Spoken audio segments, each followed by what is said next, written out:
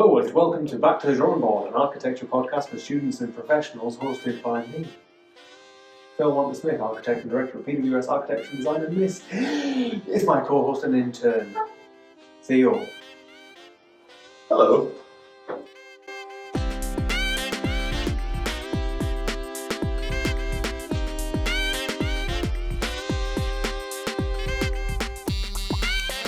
In this episode, we're going to be talking about the role Seduce me. of the architect, the ever-adapting and changing role of the architect, and we'll be running through sort of a brief history. Obviously, with it being history, it's probably about as accurate as any written record from those times will be. Moving on to what we do these days, what we think is going to come in the future, will be the last thing that we talk about. And swiftly conclude with the conclusion. Yes, we'll conclude with the conclusion. It's a good place to start. Should we start at the beginning? So at least 2,700 years before Christ was born, when the step pyramid for Pharaoh... Joseph. Yeah, thank you. I'll say the name. Do you want me to just do all of the names? Yes. Yeah. It was built by Imhotep, Oh, the first architect in history known by name, apparently. But the word architect these days comes from a Latin word, architectus, which comes from the Greek, which I'm not going to try and pronounce. Go on. Well, it's not even written it down. My notes It's slightly the wrong alphabet there. Yeah, exactly. Architecton or something, which is composed of two parts. Archi, to be the first, or who commands, and tecton, builder. So I think it's traditionally sort of phrased, especially when I learned at uni, as master builder. So you are the one in charge of the build. There's a great TV show about that. Yeah, I believe there is. But it's often assumed that the architect profession dates back to the ancient Greeks, the Egyptians and Romans, although the origins of the word dates back to around this time, rather than sort of all the way back into the Egyptians. Yeah. So there's Vitruvius Palladio, born around 70 BC and died at 15 after 15 BC. What year he died of? I'm going to guess, not polio, just for the irony. Yeah. But he's often considered to be the first architect, known as the great Roman writer, engineer and builder. However, he wasn't strictly an architect and didn't sort of conform to what we know as an architect today. Yeah. I think to say he's the first recognised architect is interesting as well, because obviously, I mean, as you said, even with the Egyptians, since that long, we've got recordings of people designing buildings. So I'm wondering what it is exactly that kind of qualified him for the name. Was it including the artistic aspect as well as the engineering aspect? I don't know. It's just the term that appeared. Yeah. I mean, I suppose once upon a time, when you think about the pyramids and everything, yes, the term architect didn't exist, but it's kind of that role has trickled down into what we do today. But they did everything.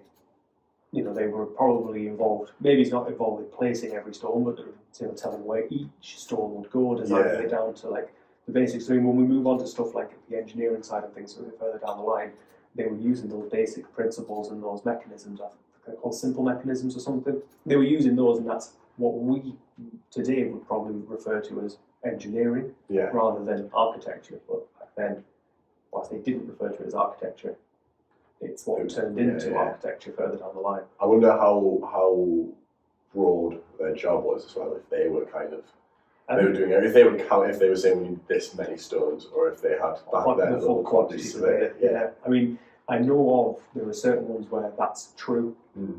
Probably further down the line, but it's true that they would do the quantity surveying. Which is bonkers.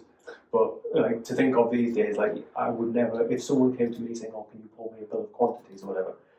I would likely be passing that on to one of our quantity surveyors. Yeah. It's such a strange thing, but yeah. But then the modern term architect dates back to about the mid-16th century, from the French architect with an E on the end, and the Italian architetto, originating from the Greek, as mentioned before, where archi means chief, and then builder, tech meaning builder, so that's sort of it's all kind of come from the same language family. And then sort of the first architect practicing the way that we view the profession today is Palladio, who worked almost entirely based in Italy.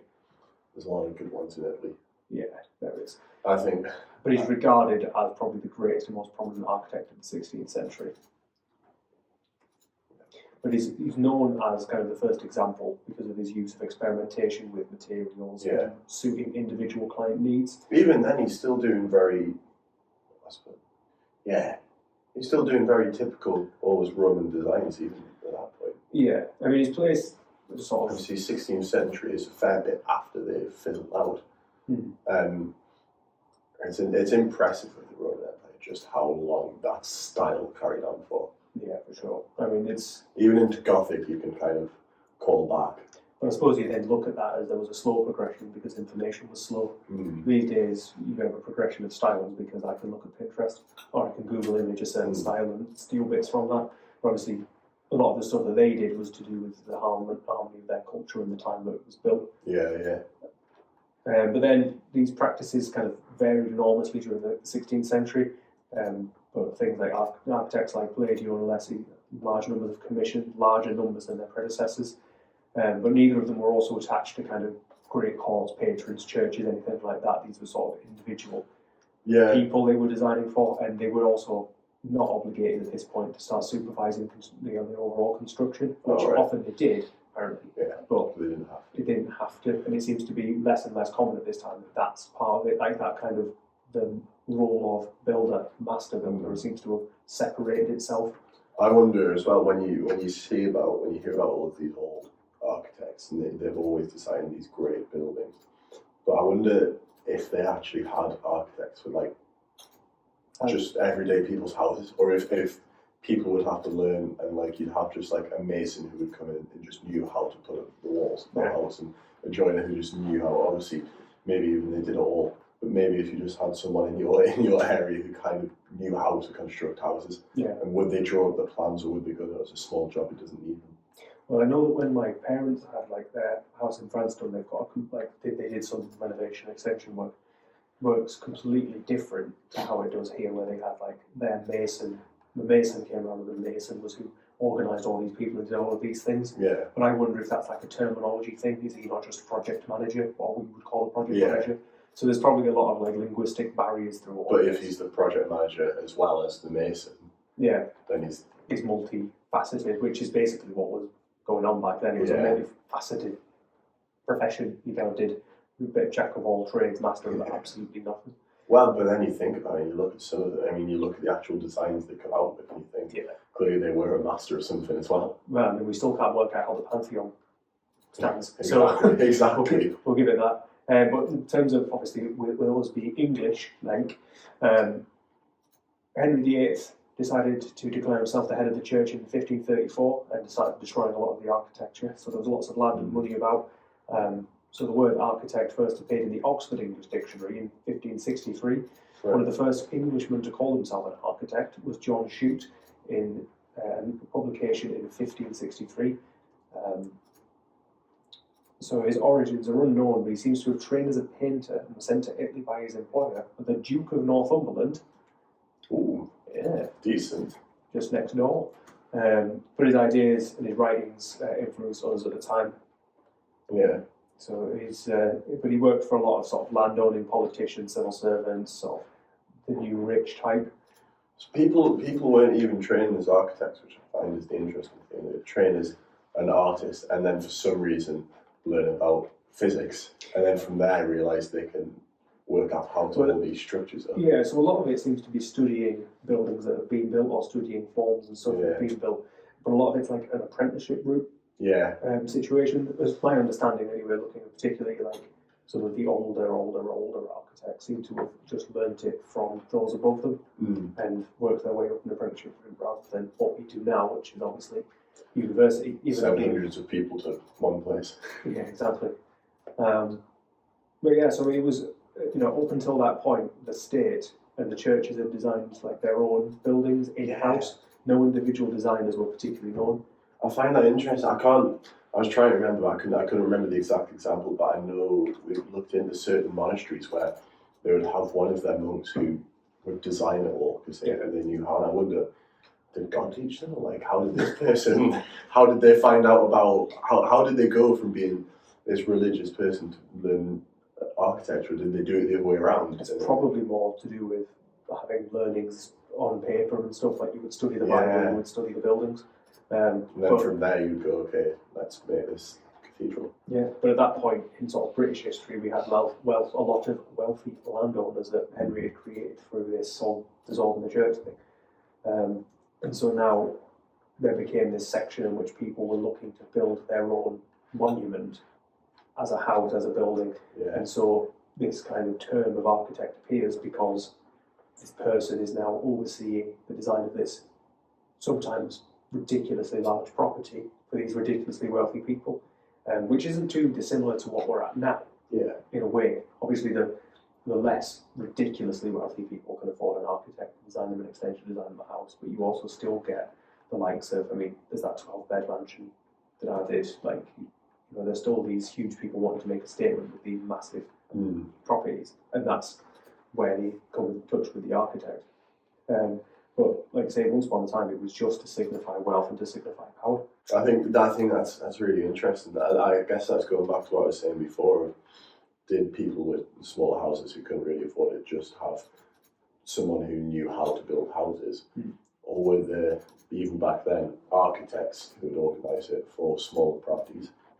Probably, possibly not. I mean, you look at things like Saltaire, where one guy who master planned this and then he built a load of terraces and people just lived in those terraces. Yeah, you just buy whatever's available. Yeah, there's not many instances in Saltaire of them being altered, like way back when. It's more kind of the modern era where they've been altered, where it's become more accessible. So I think the next section is what's changed. So the main sort of title of that is that kind of the division of skill set, and almost like sort of fragmenting that jack of all trades, covering all of the bases out into separate sort of points. And I think the first obvious one to talk about, and is probably our most commonly used consultant, as we call them, is the engineer. So the science of mechanics, sometimes known as Newtonian mechanics,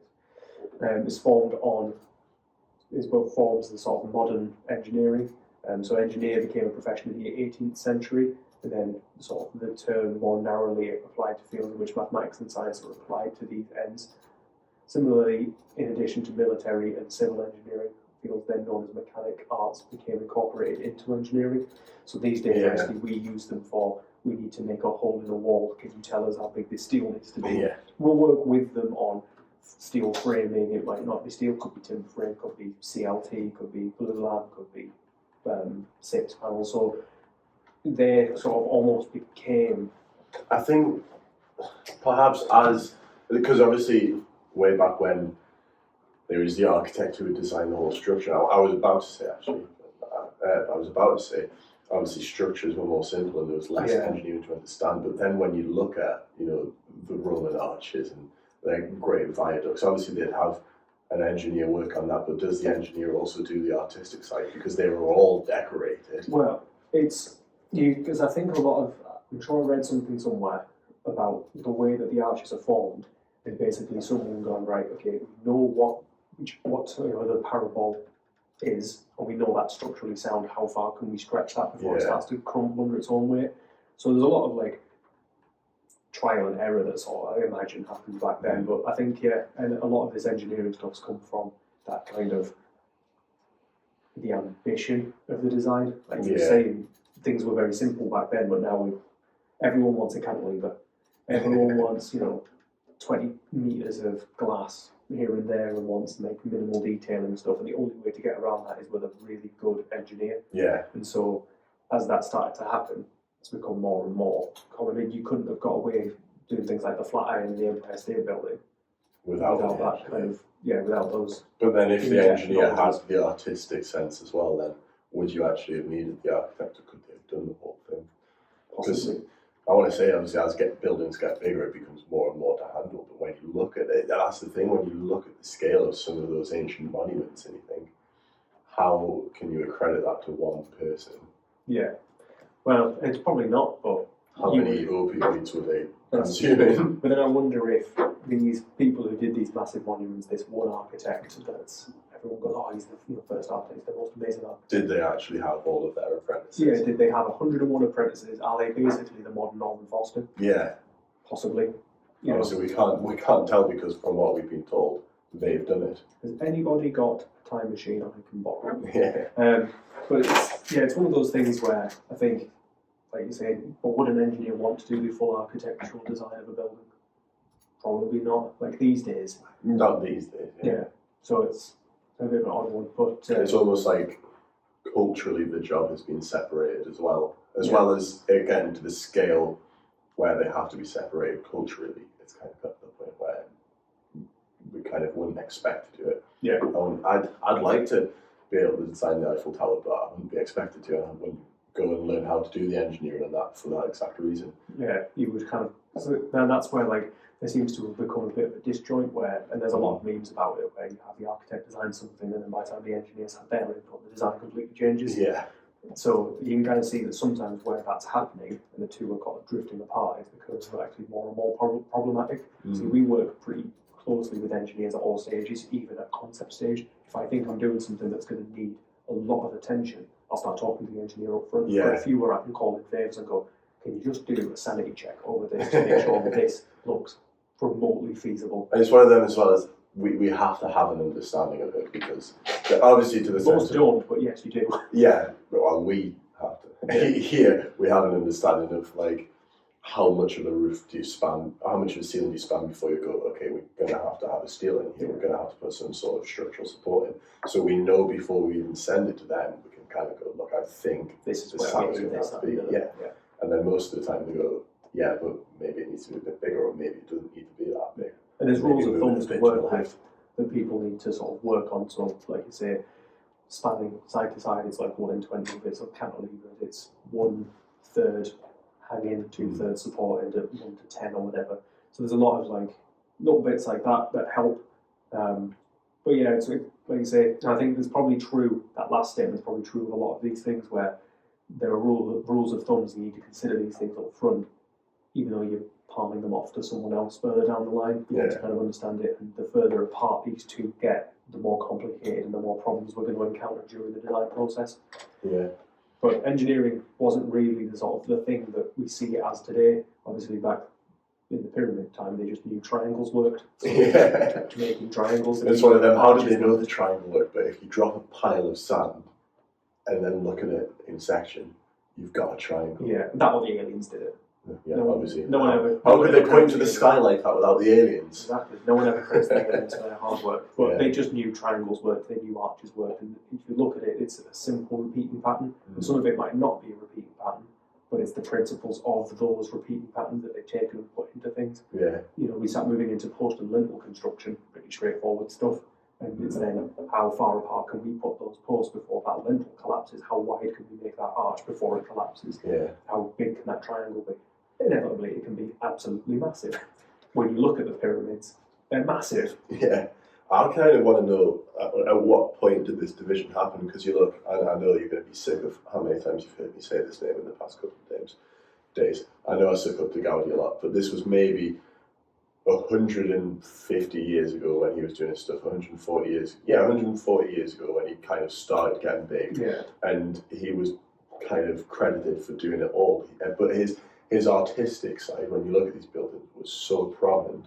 But because these buildings are so interestingly built, like he must have had a good grasp and concept of the engineering behind it. But if you look at some of his stuff, and this is very oversimplifying it, if you take some of his stuff and strip off the fancy bits that look beautiful, it really does come down to very basic construction methods. Well, have I shown you? Have you seen a section of the loft space in Casa Emilia?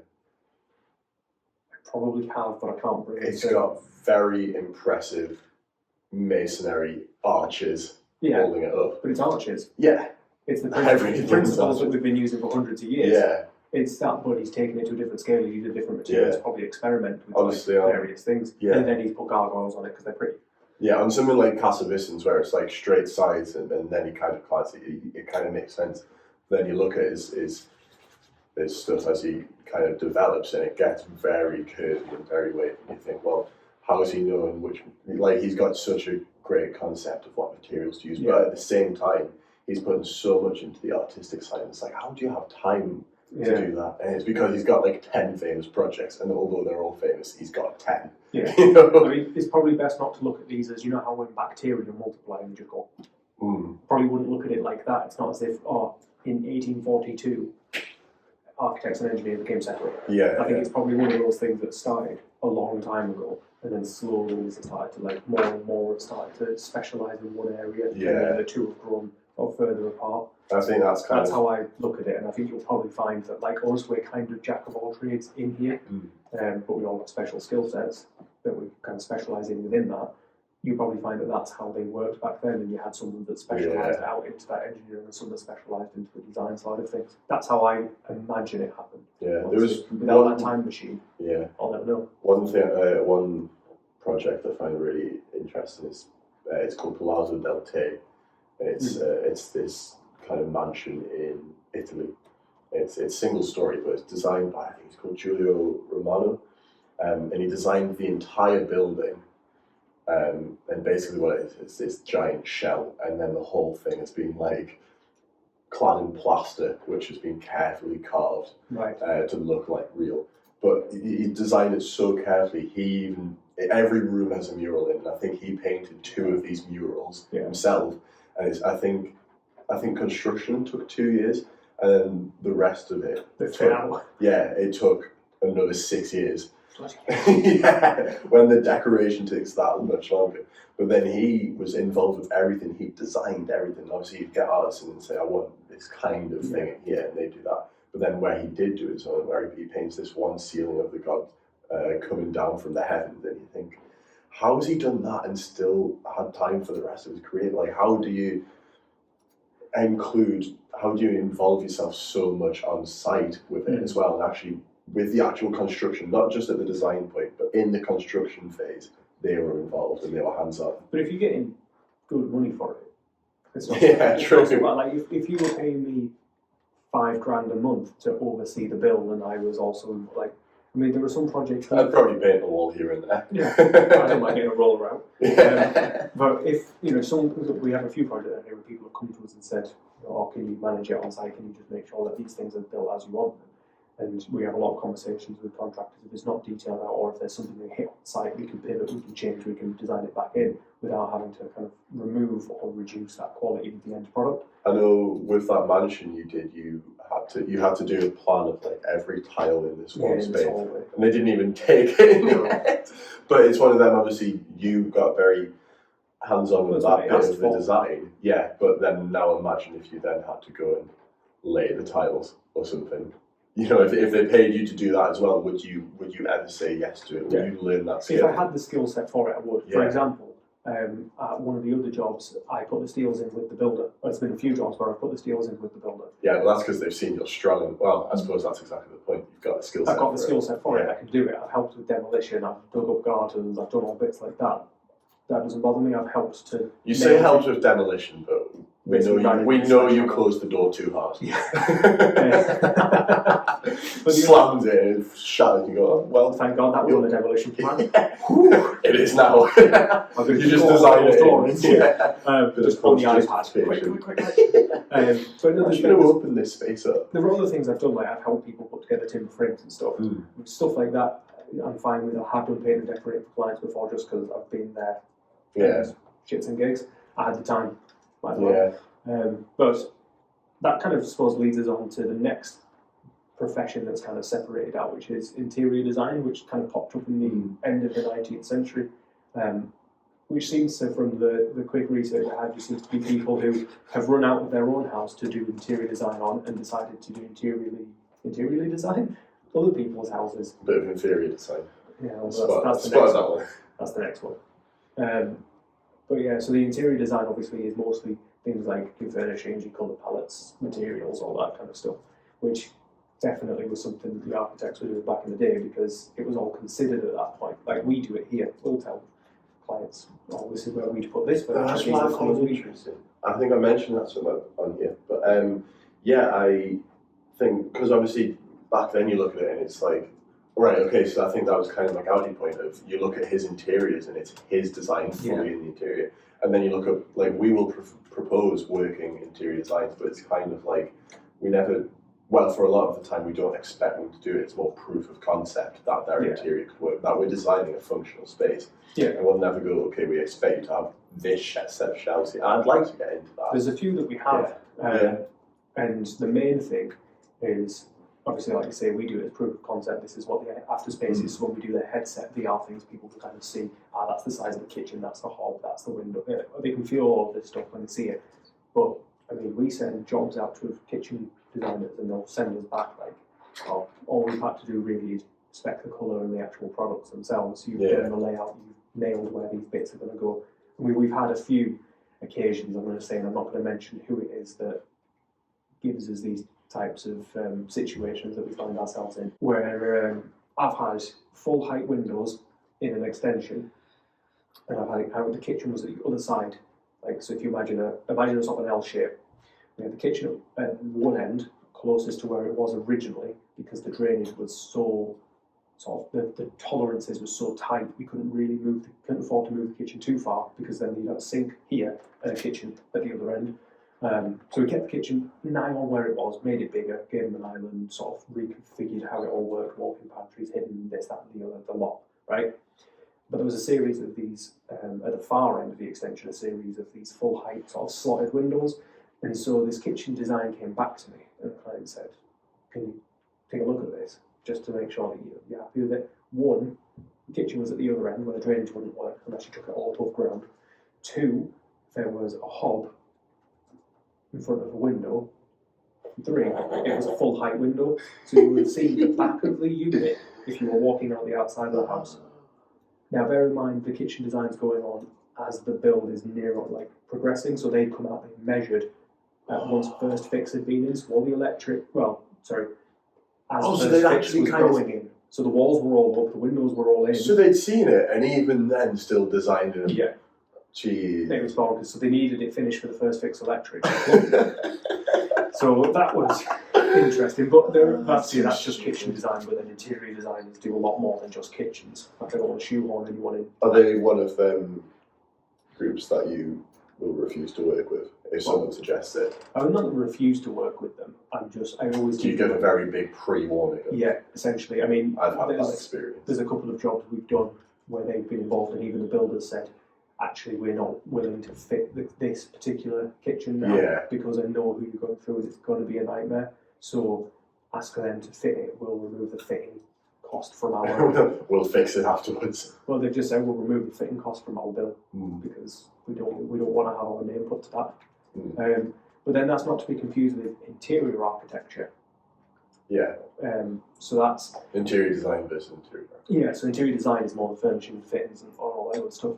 But then interior architecture has sort of really popped up recently. I think when I started university, there wasn't that many of them. Do you mean as a separate subject? It's a separate subject, and it's also now a separate profession. Yeah, because obviously, as you say originally, it would be the architect designs the interiors. Yeah, so it seems to be a bit more of a sort of a separation of. Well, what they essentially specialise in is doing the interiors of existing buildings, but it also includes sort of structural elements, whereas your interior designer might say purple, green, blue, soft furnishing, sofa here, this is the sofa you're going to pick, this is the carpet, we're going to give you an interior architect saying knock that wall out, it's load bearing, so we're going to have to put a steel in, but then not to put in the outside. They've got a lot more of a grasp of that, and they typically seem to, from my understanding, work a lot with kind of listed heritage buildings, but as well fit outs, and I seem to find a lot of people who give us CVs who have done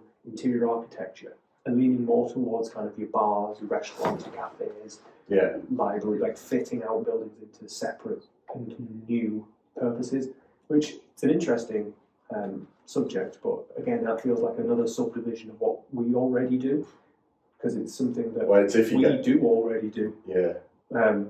But yeah, and then the other thing about the interior architecture, I'm not sure if it's because it doesn't seem to be that popular in terms of employment rates, but now there seems to be an upgrade course that you can take. So I know Northumbria University do one, where if you've done your bachelor's in interior, you do a topic course, then you can do your master's in architecture. Then obviously you're on your way to your part 3 and then becoming an architect. Yeah. So that's a strange one that seems to have popped up. I've seen a few kind of like that where it's if you do that, you can then move on to the architecture course, which is definitely a new concept because obviously for a long time it's been if you want to finish the architecture course, you have to start on the architecture course. I know in America they do a thing where you can get, I think they have like I want to call it a 2-3 or 2-4, like a 5-year and a 6-year set of course where you can start a different like thing for what the equivalent of our bachelor's is and then move in, specialise into architecture. Northumbria has one where it's either 2 years or 3 years and you study engineering, architecture and another very relevant subject. Civil? I think they include that just within engineering. Yeah, I think it's civil, architecture and something else very, very relevant. And then from there you can move on to any of the related courses, including architecture at Northumbria. And then, yeah, fair enough. And then I suppose from there you've got things like I think we touched on like quantity surveyors, where it's somebody who calculates a bill of quantities, so telling you how much of each material needs to be used, things like that, from which a builder then associates costs and prices, and they can also do value engineering by removing bits. All that sort of stuff is probably things that were literally done by an architect, much like landscape architecture. Yeah. Like you would always see like these master plans or these grand houses with their gardens all, dimensioned to within an inch of their life for walled gardens growing certain vegetables and fruit and stuff, and that was all done by the architect. But slowly we've started to specialise out into these places and become separate from one another. Yeah. I mean, another thing I've got on my list is like planning consultant, which we'll probably come to in the next section, but that seems to be becoming more and more common. And I think when I first started a planning consultant, we've got a really complicated planning problem to solve, or been rejected, we need to do an appeal. Let's get a consultant in. Whereas now it seems to be more and more common for you to go, well, actually, before we submit this, let's get a planning consultant in. Let's have a planning consultant in at stage 1, stage 2, the concept stages, and the preparation and brief stage, just to get an overview of what might be acceptable and then working within those parameters, which I think is great. But does it then mean... Yeah, because you use them a fair bit, don't you? And especially if you think we're in an area where there might be a lot of contention with like, we're in a listed building, we're in a conservation zone, let's just check that what we're about to do is reasonable. And you can almost use them as a feasibility study, can't you? Yeah, I mean, a few of them there's one in particular that we use who I'll basically shot them an email and just say, this is what I'm thinking, what do you think? Most of the time, all I'm expecting back from them is you missed this, or do you, this, this is not an exact situation, but you can't take down the elevation of that great unlisted building. Do you know what I mean? Like if I'm proposing something and something slipped in the net and I just haven't considered something, they go, Phil, you haven't thought about this, or don't worry about this bit, think about this bit. Can't use that material, can't use this material, this is the plan policy you should look at, and it's a quick response. And likewise, if they ever then send me a question about architecture, I can help. But we're starting to now talk more and more to planning consultants at that earlier stage. So, for example, with the Lodges project, we did a pre-application on the house, the 2 new builds that are associated with that already. Yeah. And then we're working on the Lodges thing to send to one of our consultants, who will then help us with these various sort of layouts and other bits of planning policies we need to overcome. But I think that's pushing us now further away from us understanding planning. Yeah, almost. Yeah, the more you divide it up, the less you know. Yeah, we're almost essentially then putting ourselves in a corner, being constrained by the engineer, the planning consultant. It lowers your workload, but it also reduces your skill set and reduces your control. Yeah, which I think is a big thing. Some people don't. I think that kind of chips into how there's the whole. We talked about it maybe in 2 weeks' time, or maybe 2 weeks ago. But talking about kind of the fact that part of the culture of this job is putting all that effort in and like having to do these all-nighters and just being this kind of superhuman that can stay up 25 hours a day.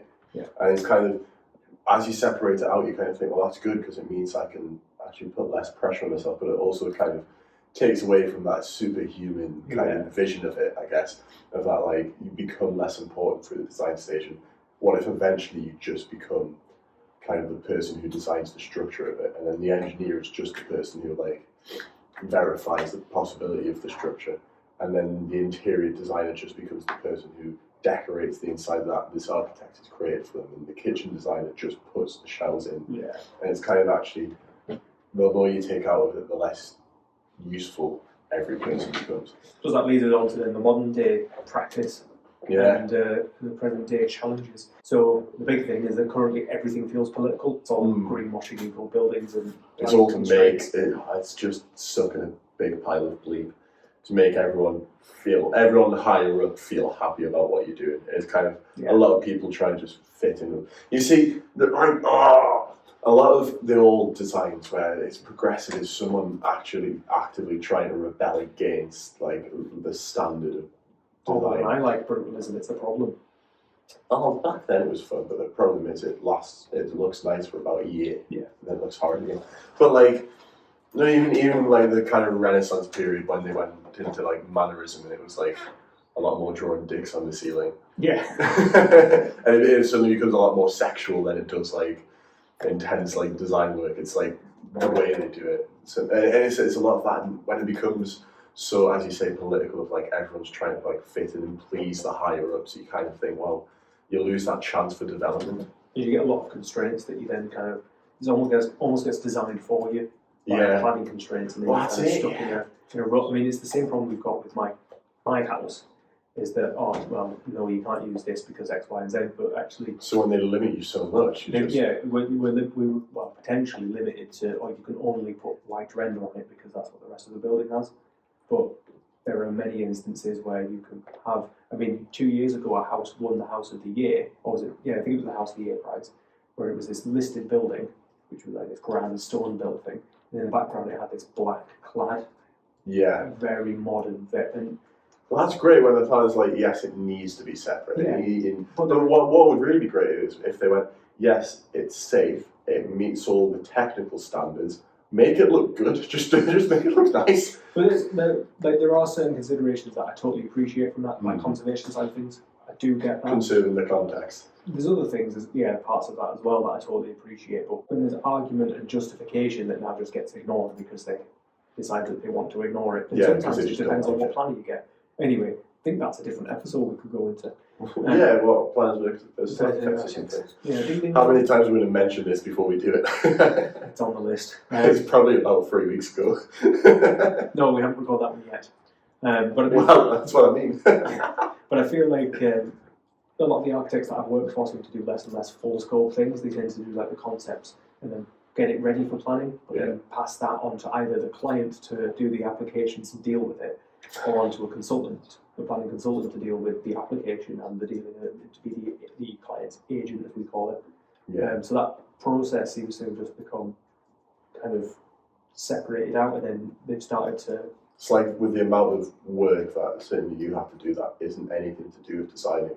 It's purely to do with convincing it to let you do your job. And the other thing as well is, like you're saying there, where a lot of it's not to do with design. That's not what people get into this for. You find a lot of people, like especially some of the CVs I get, and some of like when I talk to people who want to be architects, just say, "Oh yeah, I really want to design a building. I really want to design this. I really want to design that." When actually, there is so much more to being an architect than just going. There's a lot of drawing. There's a lot of it where you think it's unnecessary, I suppose, with that kind of the certain points where they're arguing with you for the sake of it. And you just think you're just wasting everyone's time when they're putting forward. And as you say, preserving the context and conservation area is absolutely great. It's important to preserve your history. But then I suppose maybe that comes down to as well trying to do less extensions and more new builds. Trying to go, well, this is the style of the time, so let's create buildings. If you're building a new build, you might have green belt to consider, you might have conservation area to consider. You don't build in a green belt. That's the first rule. You shouldn't. You just shouldn't. Well, yeah, but you look at the paragraph 79 houses and things like that, houses of outstanding architectural merit or innovation. But you've got like these set of rules to work within, and sometimes those sets of rules can be really, like the paragraph 79 house, there was one on Grand Designs that was like a sculpture of steel and glass, and it was absolutely stunning. But it had to be that wild to be a paragraph 79 house. Yeah. Whereas if you wanted to put a brick built 2 up, 2 down in the middle of that field, you'd been told where to go. Yeah. So, I think a lot of it, like you say, especially when I got into university, they don't talk that much about how much is involved in like the tech package and stuff in the later stages, because it's not as nice as, oh, I'm going to have this 3-story atrium space and it's going to do this, that, and the other. It's not as glorious to talk about, I suppose, and it's not what people think of when they think architect. But most of these architects these days seem to want like the glory of doing their creative side of things, and that seems to be what goes on their portfolio and website. I know when I spoke to our website designer, who I need to get back in touch with, he was saying that as I was looking through architects' websites, they all seem to be about other architects. A lot of them don't seem to be about clients, or their social medias aren't like, we did this to solve this client's problem. It seems to be, here's something we designed, look at it, isn't it beautiful? Don't you wish you designed something like this? So I find that really interesting. And I think that might be part of it, where people are just wanting to do one part and not do the others because they don't care about the actual building. They just want to do nice things and flex their I think within our kind of jurisdiction of working with individual clients on their house, it's really important that, as you say, that bit of we're solving your problem. Yeah. Instead of we want to look, obviously we want to design nice buildings. That's fundamentally why everyone gets into it. But we get into this part of the industry because we want to solve people's problems. We want to help people. We want to help improve their lives. I think that's a really good point. It's very important within architecture. And it's a good point of actually not enough people trying to show off of this is why we're good for you instead of this is why we're good. Full stop. This is why we're awesome.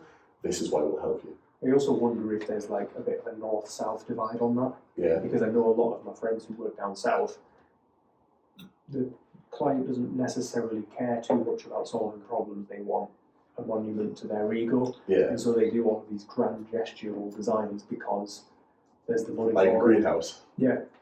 Yeah. But you always see stuff like that. I mean, you see some things like that up here, like the Darras Hall, the Jesuits, the Gospels, where people just clearly have a lot of money that they want to put into this building because it's what they want. But there also seems to be a shift towards certain clients wanting to have certain types of professionals rather than kind of assuming the architect can do it. So a really good example is we'll have someone come to us and say, oh, we're looking at taking down this internal wall just to knock between our kitchen and our dining room to make our kitchen bigger and incorporate the two into one space. More than 9 out of 10 times, someone gives me that call, I give them the engineers, I give them the number of one of our engineers. Yeah. Just say, this is who you need, if you're taking out the wall, here's a kitchen designer to do the kitchen and lay the space out. You don't necessarily need us. This doesn't need planning, this doesn't need thoughtful consideration really. So you can help people out that, which I know I'm not helping myself or anyone else by doing, no, I'm not helping our profession by doing that, but there's no need for us to get involved in something like that, where it can be done really straightforward. Most contractors can just come in and take that down, as long as they understand and get building control involved early enough. It might be that it's a lintel rather than a steel, in which case you don't need an engineer at that point. There's a lot of ways around our things, but certain clients don't need ours, certain projects don't need it. I suppose that's one of the good things of dividing up the profession is that you actually make it easier for people to customize their own space if they have to get less people involved, or they have to kind of get a less, I don't want to say less trained, but someone who doesn't full-time do as much. Yeah. You can get someone who's got a very specific profession that can just do that one thing, and that's what they do. Yeah. And it can be really ideal for you. Yeah. So in the UK, obviously architect is a protected title. More often than not, you tend to find that anyone can kind of do what we do, or at least they think they can do what we do. There's a lot more to just what we do than just drawings. But you tend to find design consultant, house designers, people who probably have maybe bachelor's, maybe masters in architecture, aren't architects, but have gone to work for developers, gone to work for your Amethyst, your Barretts, or developers like private developers, as people who just design these copy and paste type houses or little things like that. And that's great and that's fine, I suppose. They probably wouldn't want to approach an architect because they're not looking for something that we would do. Yeah. But today, I think a lot of our work gets caught short in the final stages. So often you'll find the builder decides to use a quicker, cheaper, or easier method for them rather than. That's never happened to us recently, though, has it? No, not at all. No. It's not caused any problems on any of the jobs. Absolutely not. Clients have come to me after the building. I think it's such a crazy idea, because if you're working for a client who can afford it, why would you not do it? The client's going to pay you for your work. why would you do less work? But more importantly, why would you price to do something based on the design, the spec, and all the details? Because we'll give you like 30, 40 drawings for a lean-to extension. Yeah. So it's all there. There's no guesswork. So Yeah, why exactly. is suddenly are things changing? And also, I always find the client never gets a return on that. Yeah. There never seems to be, oh, actually, we've done it this way. Here's £5,000 back because it's a cheaper, easier, quicker method for us. Yeah, if you're gonna say this is how much it's gonna be, then do it at that much because that's what you said you're gonna do. Yeah. I mean, then I suppose you start looking at things like starchitects, which have become obviously a major thing recently. And I think that's kind of brought back this notion of architects get paid a lot of money because people are paying them a lot of money. I mean, we're sought after. People come and get in touch because they want to work with us. Yeah. So I suppose we're not architects, but we're falling into that kind of bracket of being able to say, you know, this is our fee because you want us to do what we do best. Yeah. And it's not just me price gouging, it's more kind of making sure we've got adequate pay to keep us all going. But I think some of them do it because they know they can. Yeah, I think it shocks a lot of people when they get into architecture because a lot of people will get into it because you see the star architects. I know one of my favourite designs is still by Frank Gehry. Yeah. And it's this CCTV building in China, which is this massive skyscraper, and it's the type of thing I know I would never have any interest in doing because I know the work that went into it, and I know the amount of design work he probably didn't actually do. Scribbled up a bit of paper, intern, do it. Oh wow, that was cool. Then turns it upside down. Yeah, but yeah, it's like a lot of people probably get quite a bit of shock when they look into it, and certainly like people who aren't in the profession will see like these are the people who are doing it. So architects are all paid well, and then you kind of look into the people who are doing your small lean-to extension. Actually, not really. No. When you're on $15,000 a year, and there's people working at McDonald's who earn more than you. And there's other things I about might people. go do that. Yeah, if I were you, I would. Yeah. Naturally. But I think there's a lot of people who think as well that everyone's going to be an architect. Yeah. That's how they're all treated in the industry. Where And actually, it's like 1 in a million. Yeah, you're really, really rarely going to be at that height. And then what's also nice is that some of these star architects aren't necessarily actually star architects for their buildings and things. You look at TV programs like Grand Designs, George Clark, people like that have become synonymous with the profession. But I mean, Kevin McLeod of Grand Designs, he doesn't He's actually not an design architect. things. No, he's not even an architect. He doesn't design things. George Clark obviously is. But then you look at your Homemade Perfect. Yeah, you look at your Homemade Perfect, where you have architects who come on who are now visually well known because they've been on the television. Yeah.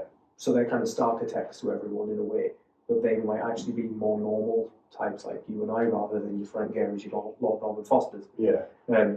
But then within all of that, this modern practice thing where we're talking about like fragmentation and stuff, is actually there are people who want to do everything in a scheme like us, and we have pretty much every skill set within this studio, but we probably don't specialise in any of those things. I think it's one of them, being able to say, okay, I'm going to put aside the time for it, I know for a certain amount of time, for a year or so, doing this extra bit, doing this nice hand rendering of it, isn't going to bring us anything, but we might start to get recognised for it, and I suppose that's one of it is. And that's why we've started doing a lot more of interior stuff. Yeah. We want to start doing more interior. So you want to get recognised for it, and then requested so that you do it. Yeah, so those 360 VR things that we do, and all of that sort of stuff is leading into that. I think knowing that for a while, you kind of have to give away your specialty so that people recognise it, and then start asking to pay for your specialty. Yeah, I mean, we're expanding at the moment, finding new staff. And it's not necessarily to plug holes and gaps in knowledge, it's more of a kind of like, you know, I'm really good at this bit, I can do everything, but I'm very good at this bit. You're very good at these bits, and you can do this bit really well. And then it's kind of getting that, and then going, right, okay, within the studio, what skill set we're missing, or what's missing that we need to improve on. That's the type of basically finding, I mean, we're looking for a techie at the moment, to kind of, because we've got 3 sets of great designers, and then we've got 1.5 really good tech, like we're really good at the construction drawing side of things. Like the audience is making their way up that rank, sort of ish there. You will get to you. But I'm busy with other stuff. We need to plug someone into that gap to fill that. I think it's one of them. One thing I'm realising at the minute. I'd love an engineer to sit and sublet the office. I'd quite like to almost start trying to specialise in is designing for inclusivity and accessibility in a much bigger way than just putting ramps in. I'd quite like to be able to start designing for neurodivergent or neurodegenerative or that kind of thing. So yeah, it's one of the things where. And I think I know you're quite interested in that area as well. But obviously 393s are really good. Yeah. Well, I think what does the future hold is probably the next big question then. So that's a big question. Yeah, I think the major thing is probably stuff like designing with greater social and environmental impact. That's the obvious one. That's stuff that we need to be doing. Things like you just said, designing for people with neurodivergencies.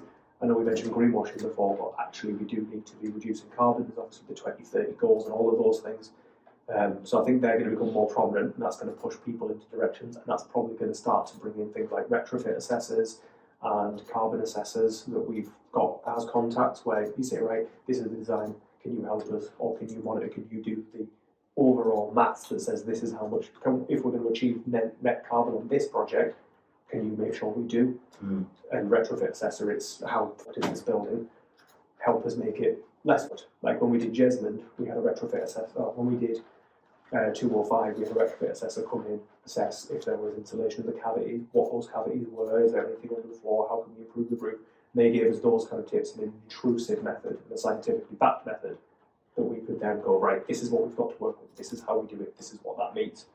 And then I think it's sort of redefining the role, so you get things like your design consultants, etc. It's probably further fragmentation, but I think it can be implemented within the studio or within the office, within the practice. So you'll have people who specialise in things, but we'll all sit in the same room together and we'll pick at each other during stages, like we do here, where we have conversations about every project we do. Like I'm really good at putting shadows on roofs. Exactly, really good at putting shadows on the roof. But I think it moves us away from that jack of all trades mentality.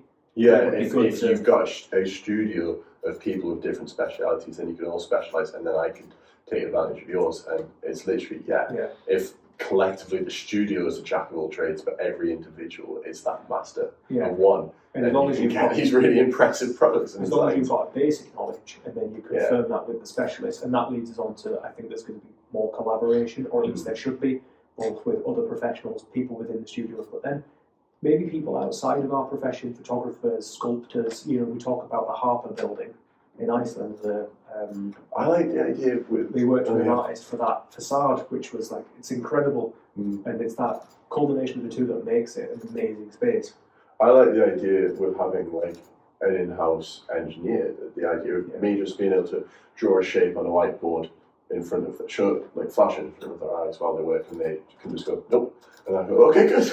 I'll move on from that then. A bit like or they can go maybe put on that roof. Yeah, exactly. Just having someone there who can say yes or no, or I can develop that. Yeah, exactly, and that's what I call in some of those favours for some of the wild projects where I go, can you just take a look at this and make sure I haven't missed something because I'm too in the forest to see the trees. But I think the next thing that's going to be big for the future is technology. Yeah. I mean, I know everyone, especially when I started, we're going into the metaverse. Yeah, everyone was talking about BIM when I started, obviously building information modelling, which is going to make us all redundant. Yeah, and it hasn't. It's just meant that we all collaborate more with other people, and we then put that onto one system. You have to understand that system to do it. I don't think AI could get to a point where it would put us out of business, but I certainly think AI is the last thing on my list to talk about, because I think it's a big one. Yeah, sure. I'll wait then. I'm getting excited. But with BIM, you then have to understand how to use it to pull it together, but it's basically simplifying a process we already have. We can still design buildings without BIM to the level that BIM does. It just makes it easier to collaborate and work those things together. There's now 3D printed buildings. It just changes the job. I think there's 3D printed buildings. Now, I don't see that as a problem, because I think what most people are looking for is the doom and gloom in this. But I think 3D printing buildings, not a problem. I think it's just another construction method for us to learn and for us to experiment with. We've got a 3D printer in the office, we've got a laser cutter. The other thing that seems to be coming in is things like VR. You look at TV shows like Your Home Made Perfect, where they glorify putting the headset on. That's really good. But I've been doing that since 2014. Yeah, I think that's really cool. It's being able to, because we've had clients before where we've shown them floor plans and they've gone, oh, we don't understand this, can you pull together with 3D? And we're like, yeah, sure. But then being able to just put a headset on and go look at the space this is how it will be, they can instantly engage with it in a way that their brain hasn't been trained to do like we have, where we can look at a plan and understand the space. Yeah, thinking in 3D constantly. And the thing is with that is, that's become something that people seek out from us. Mm. So we'll get people come to us, we'll do the consultation, send the people to us, all that good stuff, and they'll spot, oh, we're looking at the prices we've got from other architects. You mentioned this 360-degree panoramas, photorealistic visuals. They don't offer that. Can you give us an example or help us understand what the benefit of that is? And I'll send them a link to one of our 360s and a couple of visuals of the outside of the building and go, this is what this means, this is what we offer, this is what we do. And then slowly we've started getting people come to us and say, like 205 in Jesmond, who said, we can't understand spaces from drawings. So we did. That's the first time we did it. Yeah. Within the practice. That was the first time we did it. That was the VR one, yeah. Yeah. That was the first time we did it within the practice. Got it on the website, haven't we? Yes, I think Well, had it on the website before Christmas. We did at one point. I know I keep updating it, and then I need to get you to actually do as a proper website. But then that leads us on whilst we're on acronyms. AI. AI. Everyone seems to be talking about it taking over. AI architects. AI. It just seems to be the thing that everyone's terrified of, and I don't see it as a threat. Yeah. Because I don't think it can do what we can do. Want to have a job. And I don't think, at least not in the foreseeable, it's ever going to be able to do what we do. To be able to master understanding what a person needs in a space. Yeah. We are people, so we can empathise. I think that's it. It's, if it could And develop, we experience it. Yeah. And when you look at the models where you kind of ask it to design something, you can instantly see the flaws, and obviously the whole point of it is learning. Yeah, oh god, yeah. So this, we say this now, but in 5 years' time we could be saying something completely different. Yeah. But I don't see it as a threat. I see it as an advancement, and I see An it assistance. Yeah, basically. I don't see it as designing a building. I see it as giving us ideas and concepts that we can then throw our skills at. Not to throw ourselves under the bus here, but we use it to help us create templates for these episodes. We don't. And I use it for templates in like emailing as well. Yeah, we don't let it do the job for us, but it kind of helps spark that what to do. Yeah, exactly. It prompts, it gives us ideas for what we like, and also a structure. I remember when we did that Halloween post and you showed me what AI had suggested, and it was like, okay, we're not going to use what it said, but we are going to take chunks. Yeah, that's we're going to take chunks. We're going to take inspiration. Yeah, and I suppose it's not letting it get away with just doing a job. Yeah, I mean, to be honest, you look at a lot of posts that come out from other architects and builders and engineers and that, and you can tell it's been written by ChatGPT. Yeah, it's got the same format as all the other ones. It's got the emojis in the right place that make my skin crawl. I love throwing an emoji in that I would never use in a normal conversation on my professional account. Yeah, I mean, we take that. We do take our descriptions on our social media for descriptions for the website, description of templates for the emails, and we tweak them every time. Yeah. Because, I mean, it can take me an hour to write a post because I'm back and forth. Whereas if I get ChatGPT to write me it, and then I take that information and tweak it, that post might only take me 5 to 10 minutes. Because all I'm doing is 5 to 10 minutes of change that word. I don't like that. Giving it a personality. Yeah, turning it back to our personality, but the bulk that of it will be the by concern. someone else. Is when it develops a personality. Yeah, then we're all in trouble. Yeah. But I don't think it has to design the building for us, and I don't think it will anytime soon. I know there are ones that you can tell it to generate you an extension. I think we should look into that, maybe as an episode, but also in the office. Have it generate as an extension, but take that as the prompt for our design. But then the other thing with the AI and machine learning is there's a lot of algorithmic usage. Things like SketchUp, you can get plugins that create organic forms based on its location. There's a really good example, and the name completely eludes me at the minute. But there was a building that was done, an extension that was done. It almost looks like a bulb with a top on it, and it swirls and it's made of copper. And that was built using like machine learning because they set basically where it was, how they wanted to get light into this place, and that's how it was generated. And that's like a basic form of this. But it then needed an architect to refine and change and tweak and engineer it. It needed all of these things to do the work. So I think it's more of a tool. I don't think it's going to be a replacement. I don't think it ever will be. I think it maybe for basic things, but for more complex, in-depth, personable and architecture. I think things which need engineering as well, you want to be able to blame it on human error in a way. You want to be able to say a human has looked at this. Not to be able to blame a mistake, but to be able to go, okay, I can claim responsibility for this. I don't want a robot to be claiming responsibility. Yeah, and I also see more and more of the common tech things coming into practice. So drones, cameras, point cloud mapping, 3D printers, laser cutters. These have all been here for a long time. They've all been used by the big practices. But now some of us, like we're quite a small studio, we've got a laser cutter, we've got a 3D printer, we've got access to drones and cameras and point cloud mapping. We've got access to all of these things that will eventually progress us, and then the more of us who are using these things, especially if they're like open form, open cloud, we can start to then manipulate those into what they're going to become for us. Yeah. So I see that as the future technology, and pushing these kind of boundaries of what we've got and taking in these huge things that big practices are doing and bringing them into the little leagues. Yeah. That's how I see it in the future. Well, you're the future. You're 10 years younger than I am. Thank you. What do you expect, or what do you think is going to happen when you get to my ripe old age of nearly 31? I think farmers are going to be farming, designers are going to be designing, and everyone else is going to be working in the service industry for a headset. Do you think it's going to just become metaverse? Yeah. Do you think you end up then designing buildings in metaverse, or do you think it just becomes I live in this file and this folder? I think when you look on things such as Minecraft, which are really popular, and you look at the big designs, they're done by artists, not engineers. Yeah. No engineer is going to be thriving on a virtual world because they're redundant. Yeah, if you can turn physics off. Exactly. It doesn't matter. Yeah. I mean, and sure, it has to look right, but if you spend enough time there, what is looking right? You know, it just has to look cool. I think that it will then go down to the artists, and the more we let AI become a great artist, the less that artists really care. Yeah, true. Because when you say, show me a floating island, and it'll do it, and it can be pretty convincing. So I think service industry is going to become pretty redundant, and we're going to have some Wall-E type situation. Yeah. Wall-E and Ready Player One are going to combine it. There's some weird future. Maybe that's what we do an episode on. The future. As in like Wall-E.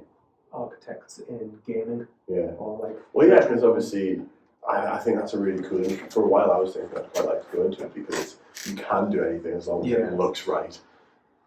Yeah, that just about wraps us. That just about wraps us up. So, yeah, thanks for joining us this episode. If you're listening on any podcasting platforms, please consider leaving us a review. If you're watching on YouTube, please like, subscribe, and drop a comment down below. Unless they ever put it to the side. That'll be interesting. 10 years from the future, comments will be on the side of the video. Follow us on Instagram at backtothedrawingboard.ig. And please consider subscribing to our Patreon for bonus content, longer episodes, and to help build our community. We'll see you next time when we return back to the drawing board.